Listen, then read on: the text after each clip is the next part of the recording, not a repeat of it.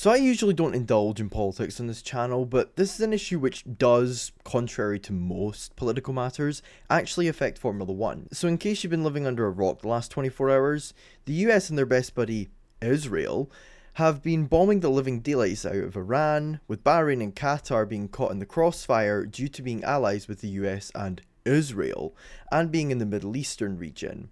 So basically, Iran has been bombing Qatar and Bahrain because they are allied with the US, and the US have been bombing Iran, and they're doing this to try and incite a change of guard in Iran, just like they did in Venezuela a couple of months ago, and that's just a little bit of background information, but that's not why I'm making this video. I'm making this video because, as I said, Bahrain has been caught in the crossfire.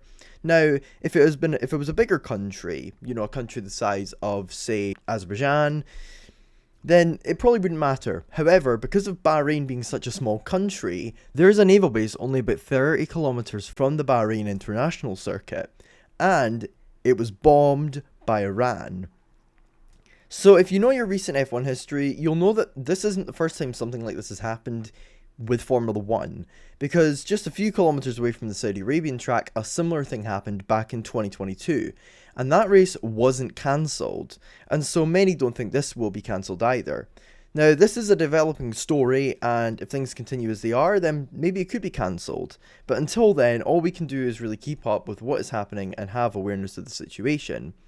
Now, if you want my opinion on the whole situation, I'm not going to provide that. The entire situation involving America, Iran, and Israel, I'm not going to provide that because this is a motorsports channel first. But I will just very quickly say that I am a socialist, and so you can do with that information whatever you want with it. My opinion on this specific part, though, is that I don't think it will be cancelled. And you might ask, why? Well, when it came to the Saudi Arabia scenario, F1 did not cancel the race. And there's been turbulence in the Middle East for a long time, but none of these events or scenarios have forced cancellations of Grand Prix, barring what happened in Bahrain in 2011. The Formula 1 management, in my considered opinion, and this might sound very, very cynical, but based on past events and past information, I think this is my considered opinion, will think a little bit more about the financial implications of it than human life. And the reason why I think that is because they already showed this with racing in Saudi Arabia in 2022, when everything was going on there. And in fact, a wider argument that could be had, which is that historically, Formula 1 management, not just under Liberty Media, but when Bernie Ecclestone was in charge, and even before that, before Formula 1 management even existed, have done this in general by racing in countries with dictatorships or poor human rights records. And F1's entire history has had this, you know, I mean, in the 50s, 60s, and 70s, they raced in Francoist Spain, and they raced in apartheid South Africa. F1 raced there in the 1960s, in the 1970s, and in the 1980s.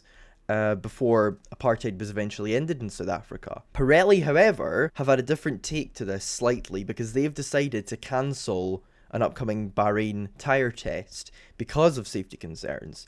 And if you've been a follower of my channel for a long time, you will know what my general take is on countries with dictatorships and bad human rights records hosting races. So you'll know my take on that if you've watched the channel for a while.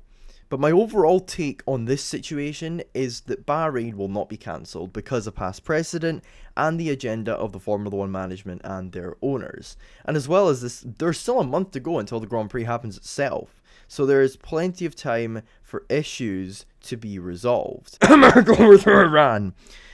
Thank you very much for watching this video. It's a very brief one, but I hope it's one that's quite valuable and insight for you guys. If you like the opinions and the history lessons, please consider liking and subscribing, and I'll see you on the next video, whenever that may be.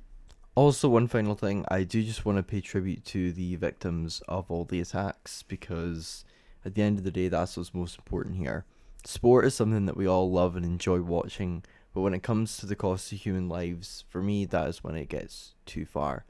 Rest in peace to all the victims of the attacks, whether that be in Iran or in Bahrain or really anywhere. Rest in peace to those who have lost their lives in the attacks.